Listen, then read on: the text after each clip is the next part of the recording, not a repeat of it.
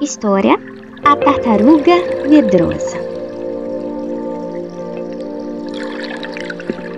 Essa é a história de uma tartaruga que tinha medo de sair do casco. A tartaruga vivia num oceano imenso, cheio de vida e de grandes aventuras, cheio das mais variadas espécies e também de outras tartarugas.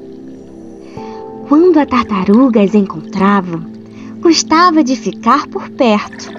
Tinha várias ideias e coisas para contribuir, mas tinha muito medo das suas reações e de não ser aceita como ela era. Por isso, a tartaruga não se expressava. Era bem quietinha, bem quietinha. A tartaruga vivia dentro do seu casco. Seu casco era colorido, espaçoso, quentinho e muito resistente. Dentro dele, ela observava com muita atenção tudo o que acontecia no oceano.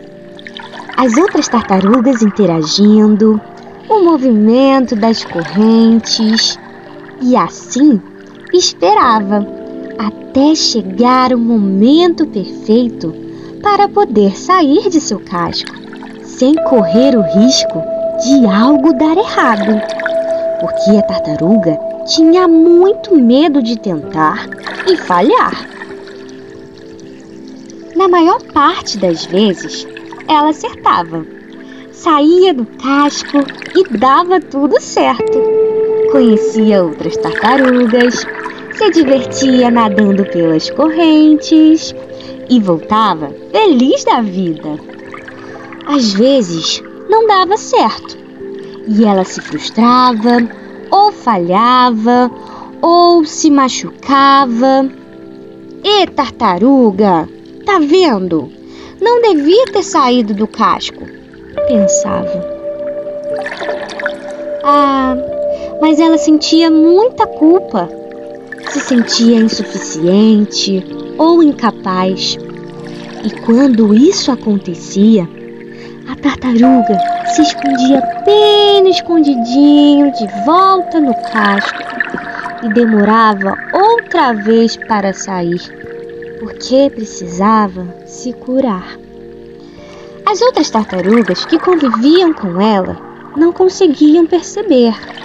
Afinal, ela sempre estava dentro do seu casco. Esse é o jeitinho dela, pensavam. E essa era a vida da tartaruga, que ainda não tinha compreendido que dentro do casco ela consegue sobreviver. Mas é só saindo de seu casco, com todos os seus riscos e desafios, que a vida pode ser vivida em sua plenitude. Ou talvez ela até já tenha entendido, só que ainda precisa cultivar confiança, fechar o olho e mergulhar.